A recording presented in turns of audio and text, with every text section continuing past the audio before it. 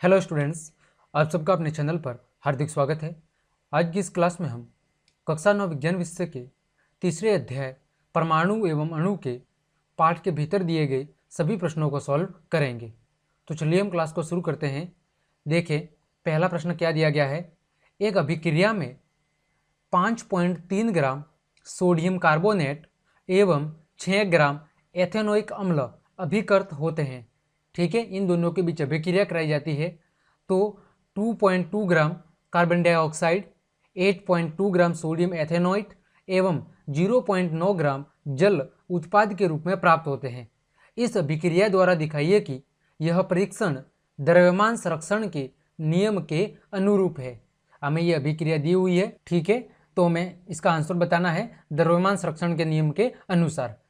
तो देखें अभिक्रिया क्या लिखी हुई है, यह अभिक्रिया लिखी गई है। अब प्रस्तुत अभिक्रिया में हमें पता है द्रव्यमान संरक्षण का नियम क्या कहता है कि अभिकारकों का कुल द्रव्यमान बराबर उत्पादों का कुल द्रव्यमान।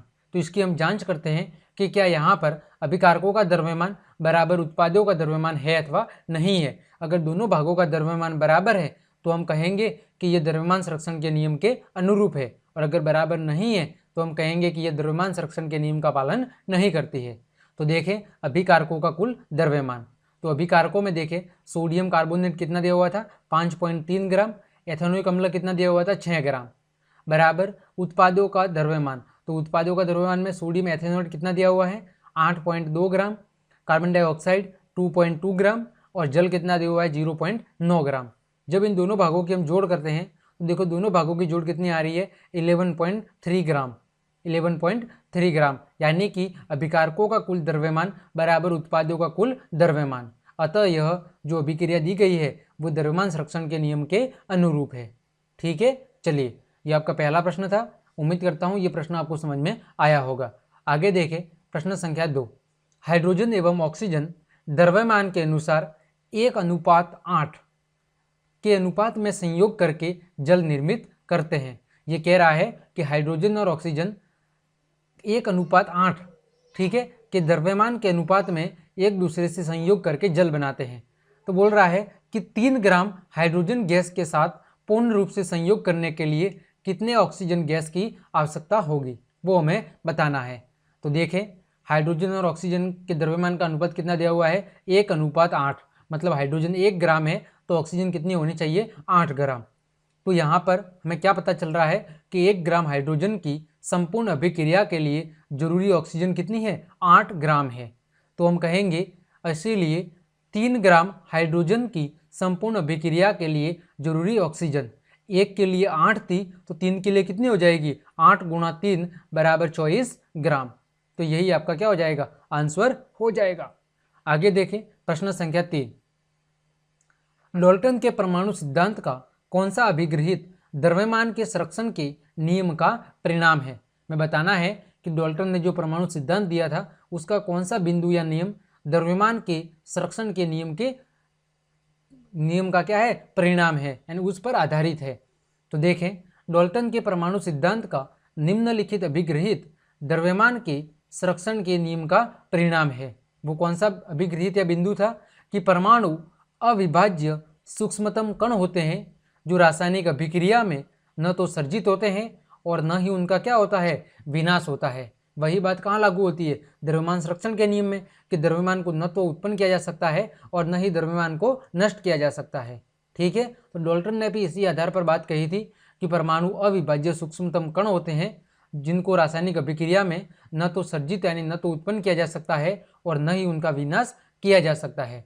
यही अभिगृहित द्रव्यमान संरक्षण के नियम पर आधारित था। अगला प्रश्न देखें डाल्टन के परमाणु सिद्धांत का कौन सा अभिगृहित निश्चित अनुपात के नियम की व्याख्या करता है, यानी कौन सा नियम डाल्टन का कौन सा अभिगृहित या नियम स्थिर अनुपात के नियम पर आधारित है। तो देखिए इसका आंसर क्या हो जाएगा डाल्टन के परमाणु सिद्धांत का निम्नलिखित अभिगृहित निश्चित अनुपात के नियम की व्याख्या करता है। वो कौन सा था।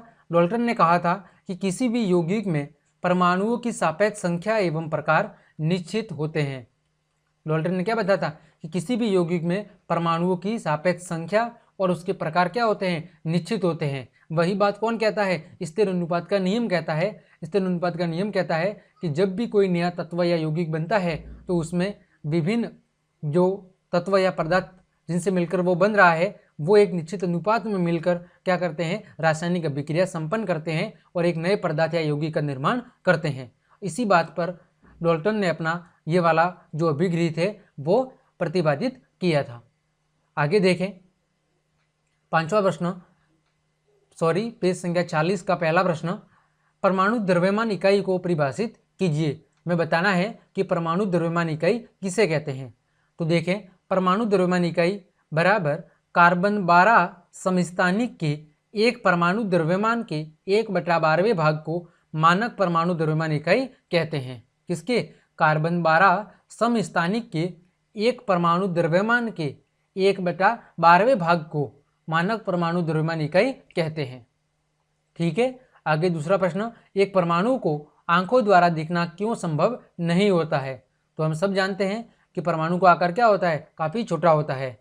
तो परमाणु बहुत छोटे होते हैं। ये किसी भी छोटी वस्तु जिनकी हम कल्पना या तुलना कर सकते हैं से भी बहुत छोटे होते हैं। यानी ये इतने छोटे होते हैं कि हम कल्पना भी नहीं कर सकते, जिसके बारे में सोच भी नहीं सकते। मतलब हमारे बालों से भी लाखों हजारों गुना क्या होते हैं? छोटे होते हैं। इसीलिए एक परमाणु को आंखों द्वारा देखना संभव नहीं होता। जैसे अगर उदाहरण की बात करें हम, तो हाइड्रोजन के परमाणु की त्रिज्या 10⁻10 मीटर होती है। अब सोच लीजिए 10⁻10 मीटर मतलब बालों से भी लाखों गुना महीन या पतली या छोटा। इतने छोटे आकार को हम आंखों से देख नहीं सकते। ठीक है। चलिए आगे बात करें हम, निम्न के सूत्र लिखिए। पेज संख्या 44 का पहला प्रश्न, निम्न के सूत्र लिखिए। हमारे यहाँ पर कुछ यौगिक दिए गए हैं और उनके सूत्र बताने हैं। पहला है सोडियम ऑक्साइड। तो सोडियम ऑक्साइड का जो सूत्र होता है वो होता है Na2O। क्या होता है? Na2O। दूसरा है एल्यूमिनियम क्लोराइड। एल्यूमिनियम क्लोराइड का सूत्र होता है AlCl3, क्योंकि एल्यूमिनियम की संयोजकता होती है 3+ और क्लोरीन की होती है -1। इस वजह से क्लोरीन के 3 परमाणु लिए गए हैं और एल्यूमिनियम का 1 लिया गया है। तो एल्यूमिनियम क्लोराइड का सूत्र हो जाएगा AlCl3। फिर दिया हुआ है सोडियम सल्फाइड। तो सोडियम सल्फाइड का सूत्र हो जाएगा Na2S, क्योंकि सल्फर पर कितना होता है? 2- होता है और सोडियम पर कितना होता है? 1+ होता है। तो 2 से गुणा कर देंगे तो ये 2+ और ये 2- एक दूसरे को क्या करेंगे? संतुलित कर देंगे। तो ये सोडियम सल्फाइड का सूत्र हो जाएगा Na2S। फिर मैग्नीशियम हाइड्रोक्साइड। तो मैग्नीशियम हाइड्रोक्साइड का सूत्र हो जाएगा MgOH2, क्योंकि Mg2+ होता है और OH- होता है। इस वजह से OH के 2 परमाणु लिए गए हैं और Mg का 1। तो Mg2+ और OH2- एक दूसरे को संतुलित कर देंगे। तो MgOH2 सूत्र हो जाएगा मैग्नीशियम हाइड्रोक्साइड का। अगला देखें, पेज संख्या 44 का दूसरा प्रश्न, निम्नलिखित सूत्रों द्वारा प्रदर्शित यौगिकों के नाम लिखने हैं। हमें सूत्र दिए गए हैं और यौगिकों के नाम लिखने हैं।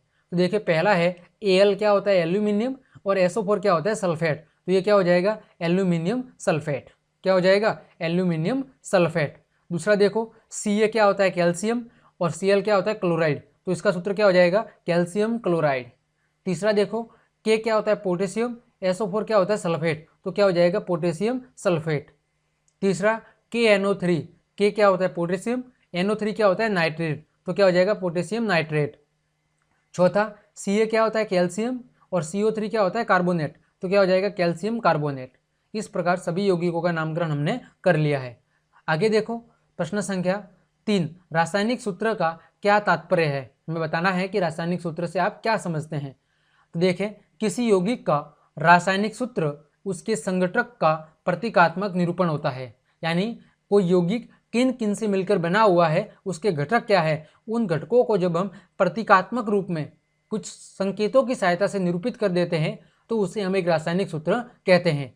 रासायनिक सूत्र किसी यौगिक के अणु में उपस्थित तत्वों को प्रतीकों के माध्यम से प्रकट करता है। ठीक है। किसी यौगिक में किसी परमाणु या किसी पदार्थ के कितने अणु मौजूद है, उन अणुओं में उपस्थित जो तत्व है, ठीक है, उन तत्वों को प्रतीकों के माध्यम से क्या करता है? प्रकट करता है। साथ ही उनकी संख्या को भी दर्शाता है। जैसे उदाहरण की बात करें, जैसे लिखा गया है CaCO3, जिसका सूत्र क्या है? Calcium carbonate. इसमें जो ये CaCO3 है वो हमें क्या बता रहा है कि किसमें कैल्शियम का 1 परमाणु, कार्बन का 1 और ऑक्सीजन के 3 परमाणु मौजूद है। मतलब ये किन से मिलकर बना हुआ है, उन घटकों के बारे में हमें ये जानकारी प्रदान करता है। ठीक है, चलिए अगला प्रश्न देखें। निम्न में कितने परमाणु विद्यमान है? हमें दो योग रासायनिक सूत्र दिए गए हैं और बताना है कि इनमें कितने परमाणु मौजूद है। पहला है H2S। तो H2S अणु में देखो हाइड्रोजन के 2 है और सल्फर का कितना है, 1 है, अतः इसमें टोटल 3 परमाणु मौजूद है। फिर दूसरा है PO4 3-। तो इसमें देखो कितने मौजूद है, इसमें 1 फास्फोरस है और 4 क्या है, ऑक्सीजन। तो 4 और 1 टोटल कितने हो जाएंगे, 5 परमाणु मौजूद है, जिसमें 1 फास्फोरस है और 4 ऑक्सीजन परमाणु विद्यमान है। आगे देखें पेज संख्या 48 का पहला प्रश्न। यदि कार्बन परमाणुओं के 1 मोल का द्रव्यमान 12 ग्राम है, 1 मोल का द्रव्यमान कितना है, 12 ग्राम, तो कार्बन के 1 परमाणु का द्रव्यमान क्या होगा? ये बोल रहा है 1 मोल का द्रव्यमान 12 ग्राम है, तो कार्बन के 1 परमाणु का द्रव्यमान क्या होगा, वो हमें बताना है। तो देखिए कैसे सॉल्व करेंगे। 1 मोल कार्बन परमाणु का द्रव्यमान कितना दिया हुआ है, 12 ग्राम। 1 मोल का द्रव्यमान दिया हुआ है 12 ग्राम। अब 1 मोल कार्बन में परमाणुओं की संख्या कितनी होती है, आवोगाद्रो संख्या के बराबर, और आवोगाद्रो संख्या का मान कितना होता है, 6.022 गुणा 10⁻23, यानी 1 मोल कार्बन में इतने परमाणु आवोगाद्रो संख्या के बराबर परमाणु मौजूद होते हैं। ठीक है, अब 1 मोल में इतने हैं, तो फिर हम कहेंगे कि कार्बन के 6.022 गुणा 10⁻23 परमाणुओं का द्रव्यमान हमें कितना दिया हुआ है, 12 ग्राम, क्योंकि 1 मोल कार्बन परमाणु में परमाणु की संख्या कितनी है, इतनी है, जबकि द्रव्यमान कितना दिया हुआ है, 12, यानी इसके बराबर में मान कितना दिया हुआ है, 12 ग्राम। ठीक है, तो हमें 1 ग्राम का निकालना है या 1 परमाणु का निकालना है।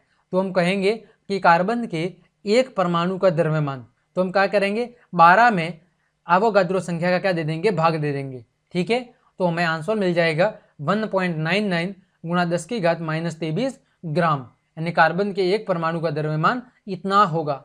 ठीक है, तो जब भी आपको कार्बन के 1 परमाणु का द्रव्यमान निकालना होगा, तो आप क्या करेंगे, 1 मोल कार्बन का द्रव्यमान, यानी 1 मोल कार्बन का द्रव्यमान बटे में आवोगाद्रो संख्या, तो हमें 1 परमाणु का द्रव्यमान प्राप्त हो जाएगा। आया समझ में? चलिए अगला प्रश्न देखें। किस में अधिक परमाणु होंगे, 100 ग्राम सोडियम में अथवा 100 ग्राम लोहे में? सोडियम का परमाणु द्रव्यमान की बात करें तो वो 23 परमाणु द्रव्यमान इकाई है, जबकि फेरस का परमाणु द्रव्यमान 56 परमाणु द्रव्यमान इकाई है। मैं बताना है कि 100 ग्राम सोडियम में ज़्यादा परमाणु होंगे अथवा 100 ग्राम लोहे में ज़्यादा परमाणु होंगे। तो सबसे पहले हम सोडियम में गणना करते हैं। तो 1 मोल सोडियम का द्रव्यमान कितना होता है, 23 ग्राम, जो हमें दिया गया है। ठीक है, और 1 मोल सोडियम में परमाणुओं की संख्या कितनी होगी, वो होगी आवोगाद्रो संख्या के बराबर। ठीक है, तो फिर हम कहेंगे कि 23 ग्राम में परमाणुओं की संख्या इतनी मौजूद है। ठीक है, जो कि आवोगाद्रो संख्या के बराबर है। तो फिर 100 ग्राम में कितनी होगी, इसको हम 100 से क्या करेंगे, 23 से भाग दे देंगे और 100 से क्या कर देंगे, गुणा कर देंगे। ठीक है, तो सबसे पहले हमने 1 ग्राम की निकाली, तो 1 ग्राम में निकालने के लिए हमने आवोगाद्रो संख्या में 23 का क्या दे दिया, भाग दे दिया। अब हमें 100 ग्राम में निकालनी थी, तो हम 100 से क्या कर देंगे, गुणा कर देंगे। तो 100 ग्राम सोडियम में परमाणुओं की संख्या बराबर 6.022 गुणा 10⁻23 बटे में 23, जो कि 1 ग्राम सोडियम में परमाणुओं की संख्या थी, उसको हमने क्या कर दिया, 100 से गुणा कर दिया। तो इसको जब हमने हल किया तो हमारे पास परमाणुओं की संख्या कितनी आई, 26.18 गुणा 10⁻23, यानी 100 ग्राम सोडियम में परमाणुओं की संख्या इतनी मौजूद होगी।